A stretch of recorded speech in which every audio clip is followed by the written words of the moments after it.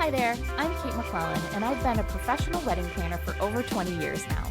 I started Planning Collective when I noticed that though most couples are super excited about getting engaged, they quickly feel overwhelmed and intimidated by the actual process of planning their weddings. If left unchecked, this can lead to massive burnout and the urge to scrap all your plans and just elope. While this is totally normal, you don't have to sacrifice your sanity for your dream wedding.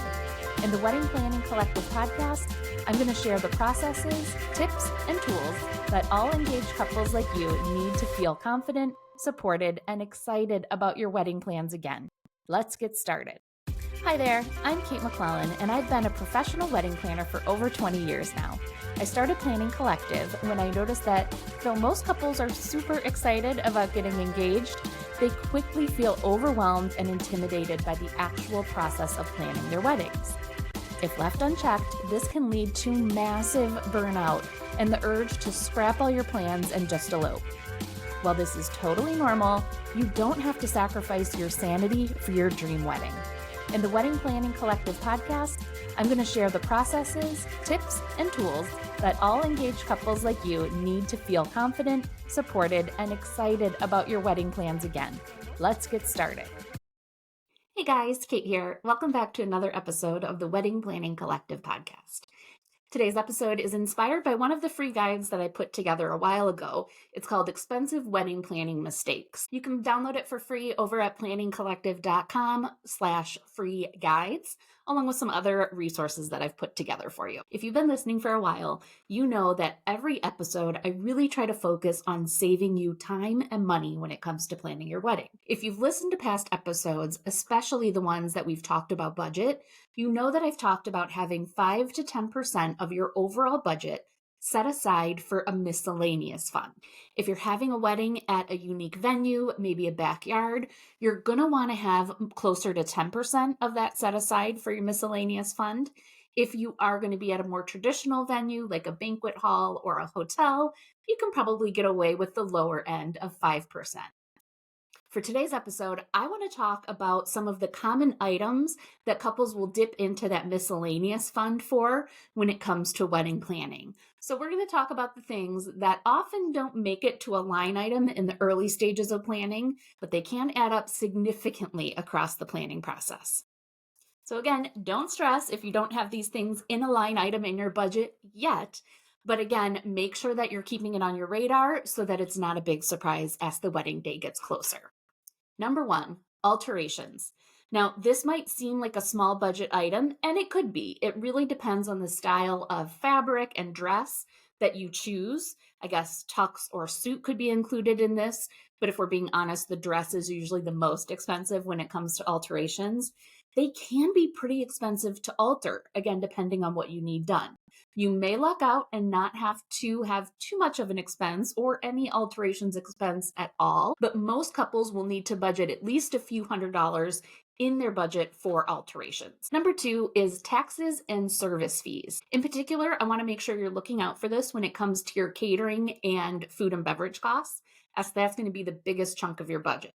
Now, the tricky thing about this is that every venue and catering company can do this differently. So you really want to ask in advance of booking anything, what are the additional service fees and taxes that you'll be responsible for?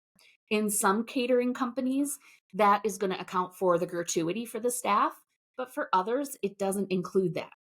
Commonly, venues or catering companies pay their staff a little bit differently than restaurant wait staff, so they're not as reliant on the gratuities, but you still want to know in advance, especially if it's a required line item.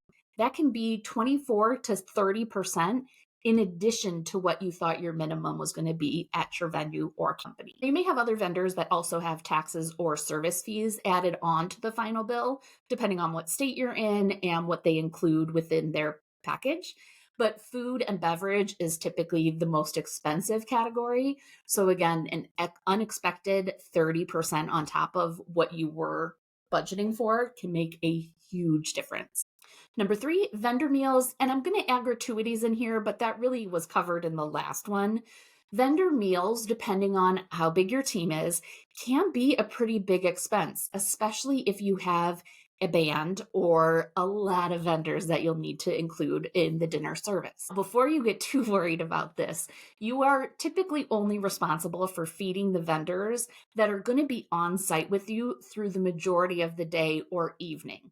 So, most commonly, this is going to be your planner, your photographer and videographer, if you have one, your DJ or your band, and any other vendors that are there with you throughout the rest of the night. So if you have a photo booth or like a live painter or any other musicians that are there with you through the duration.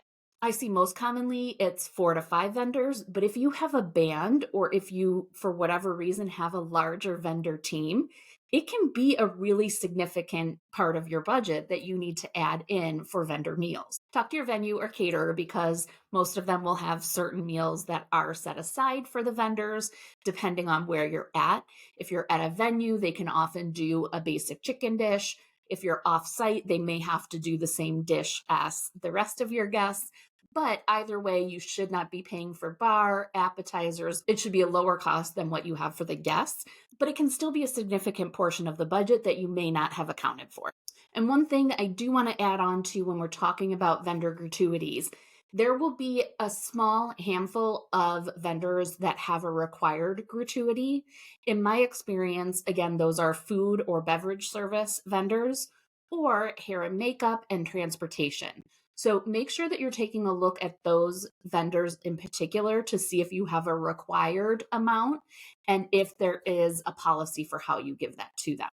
All right, number 4 is accommodations. Most couples think about hotel blocks when it comes to their guests and wedding planning, but don't forget that you most likely will also need at least 2 nights for the both of you or your wedding party. If you're planning on using your hotel room for hair and makeup or activities the morning of the wedding, you will most likely need to reserve it the night before so that you have access to it early enough in the morning. And those hotel suites that are big enough for hair and makeup are not going to be very cheap. So make sure that you're budgeting for possibly 2 or more nights in that room. And while we're talking about activities, the morning of, number 5 is don't forget that you need to feed the wedding party prior to the reception. So much of the wedding focus is based on the meal at your reception, but you will need to have breakfast and lunch. And most of the time, your wedding party is already together. So it does kind of fall on you as the host to at least make sure that you give them time to get something to eat. But I highly recommend simply covering breakfast and lunch for your wedding party if you're requiring that they are with you all day. It doesn't have to be anything too crazy. It can be a pastry tray, fruit and cheeses, a deli tray for lunch. You can pick up something at Costco or just do like Jimmy John's, my personal favorite. You can also use the catering department if you're at a hotel, although that does get pretty pricey. Main point is don't forget breakfast and lunch for you and your wedding party, both sides. You don't want anyone passing out before or during the ceremony. Number 6 is postage for your wedding invites. Now, of course, this expense is going to be based on the size of your guest list, and the cost of postage has definitely decreased with the RSVPs mostly being online now. But you do want to make sure, especially if you have a heavier or unique shaped invite that you'll be mailing out, that you go to the post office, have it weighed so that you know how much you need to be paying for the postage. It may be a super small line item for you on your budget, but if you have a large guest account or super unique invites that require a lot of postage, it can really add up. Number 7 is additional hours that you may need to add on for your venue or your vendors. When you're first starting planning, it can be really challenging to know, do you need 6 hours for photography or 8 or maybe even 10? Or how long are you going to want your bar open for? And vendors aren't going to hold your feet to the fire in like committing to an answer at the beginning stages. But there are some vendors that book on the lower end. So if I see a photographer that has 6 hours in their package, I know most likely we're going to need to add at least a couple hours. The average photographer package is probably 8 hours, 8 to 9 or 10 even, just depending on so many different variables. So making sure that you have a little bit set aside for when you get closer and have a more realistic time frame if you need to add some of those additional hours in. Number 8 is setup and teardown fees. Now, this category is going to be more specific to those having either a unique venue or a backyard wedding, as you're going to have more rentals or other details coming in. So make sure in the early stages, as you're looking at rental orders, does it include setup and teardown? The example that I always use for this is rental companies delivering chairs or tables under a tent. Most companies, at least locally here, as part of their contract, they are simply bringing them stacked and they're dropping them off likely in your driveway or wherever is the closest spot that the truck will be parking. You are responsible for setting all the tables and chairs up. Now, depending on the details, you might have plenty of time for that. But if you're in a venue that you don't have time to set them up, it is so worth it to pay 50 cents a chair or $1 a table, whatever it might be, to get those things set up for you. But you don't want to be surprised with it. So, again, depending on what rentals and items you have coming in, make sure you're asking your vendors if it includes full setup and teardown. Keep these costs in mind too if you're doing a lot of DIY decor. Who's going to be setting these things up and tearing them down for you at the end of the night? You may need to bring someone in, whether it's a day of coordinator or someone else, to help you with this process. Number 9 is wedding day accessories and undergarments, as well as additional outfits for things like your rehearsal, post-wedding brunch, and all of the other wedding events. So a lot of the brides that we've worked with have a certain amount set aside for their wedding gown or for suits or whatever it might be that they're wearing on the wedding day. Let's say that you've broken down your wedding day budget to $2,000. If you go into a bridal shop and say that your budget is $2,000, you're most likely already going to be over budget unless you don't plan on wearing a veil, shoes, jewelry, or anything else. So if you have a very strict budget, you want a gown that is under that amount so that you have room for all of those other details. Now, every couple does things differently. Some don't put those smaller outfits or the smaller details like your wedding shoes or outfits for your brunch or showers. Sometimes those are included in the budget and sometimes they are not. But the most important thing is knowing if you need them to be included in your budget or if they can be separate. Again, if you have a strict budget, those are the things that can really add up to make things go over. So you want to be aware of what you're going to need those outfits for and what is coming out of the wedding budget versus a personal budget. And number 10 follows the similar thought process, and that is for beauty appointments. So almost every budget has a line item for hair and makeup on the day of the wedding, but most brides and couples also have other appointments like getting your nails done, maybe having hair extensions or eyelashes done, getting your teeth whitened, all of those other appointments that lead up to the wedding. You'll want to talk about whether those are coming out of the actual wedding fund or are those coming from like your personal budget, not connected to the wedding. Number 11 is wedding party and parent gifts. Again, this one's pretty straightforward, but it does differ for each couple. Some have bigger gifts in mind that they want to gift to their wedding party and their parents. Others, it's something a little bit more insignificant from a budget standpoint. I don't mean insignificant as a gift for them, but it's not like costing a ton of money as far as like your budget goes. So just make sure that you're realistic, again, especially if you have a tight budget, that you know and have something set aside for this purpose before you start locking in a lot of your vendors. All right, number 12 is definitely geared more towards those of you that are in a unique space rather than a traditional venue, but you may need to add some extra cost in for lighting and sound. Well, most venues have everything built in as far as functional lighting goes. You don't need to add in any additional sound for cocktail hour or for your ceremony. If you're in a unique space, you may need to add in some extra lighting to make sure that guests can make it to their cars safely, or add in a second setup if your ceremony and reception are in different spaces. Again, when you're in a more full service venue, they typically have like an in-house system that you can play music through that you just don't always have if you're in a unique venue. So if you are in a unique space or a backyard wedding, make sure that you have a little buffer in there. Often it is associated with your DJ or your band. So similar to your gown appointment. If your budget is 2000 for a dress, you're going to go in looking for something around 1500. If you know you have added lighting and sound requirements, make sure that you're telling your DJ or band a little bit on the lower end or adding that in as you're getting quotes. And don't forget the microphone and speakers for the ceremony. This is something that really comes into play in unique venues, not like a traditional church or a space that is set up for weddings. But often you need to have your DJ or band supply a microphone and speaker so that your guests can hear you during the ceremony. So don't forget to add that in.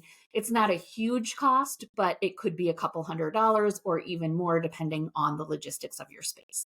Number 13, wedding day stationery. It is super common for couples to think of stationery as your invitations and save the dates. And for some couples, that might be all that you need from a stationery standpoint. But a lot of couples are also going to be doing things like a seating chart, place cards, if you want programs or any of the cute signage that you've been pinning. Those are things that are typically going to fall under your stationery budget. So if you know you want to do some unique things like those fun newspapers for your guests, make sure that you have something added into the budget or that you're making sure you're keeping that in mind while you're ordering your save the dates and invitations, that you need to have some left over for that postage, but also for your day of needs. Number 14 is for our brave couples that want to have an outdoor wedding, especially in states like Michigan. Now, we're tying this one into the budget because if it does rain or if Mother Nature does not cooperate like you want, you'll likely be impacted from a budget standpoint if you need to add in a tent, add in a separate rental of your venue if they have like a separate space for ceremonies. In some situations, having a backup is going to impact your budget, and in others, it's not. So if you are having an outdoor ceremony, make sure that you've included that backup cost, again, whether it's a tent or a separate room rental that you need to have in. Pretend like you are using that portion of the budget and it is set in stone, because if you do need it, you don't want to be panicked in the week before your wedding about where you're going to come up with the money for it. Hopefully you don't need it, and then you just have a little bonus extra money after the wedding. But if you do need it, you want to know that you've budgeted for it already. And number 15 hits close to home. I'm going to wrap things up by talking about having a day of coordinator. Now, as we get closer to wedding season starting here in Michigan, as we go into the spring, I always get a bunch of requests a couple of months out from the wedding from couples who think that during the planning process, oh, we don't need to have a coordinator, we'll be fine. And as it gets closer, things start to come into a little clearer picture about who's going to be doing all of these things for you, who's going to be helping line you up, who's going to cue the musicians, who's going to take care of all of your decor. What about the things that you've missed? It is so much easier to budget for a day of coordinator in advance rather than try and squeeze something into the budget as you get into the panic stage. Of course, you're also going to be able to have more choices when you reach out earlier rather than later as to who has the date available still for your wedding. Of course, there are so many benefits to having a full service or partial planner. I have other episodes where I really get into the details about what planners do for you and how day of coordination is not even really a thing, but we're not going to get into that now.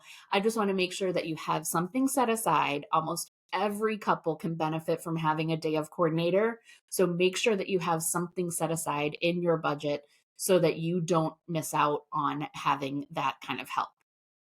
All right, now I want to hear from you. What of these items did you not have budgeted for? Head on over to the Wedding Planning Collective Facebook group and let me know.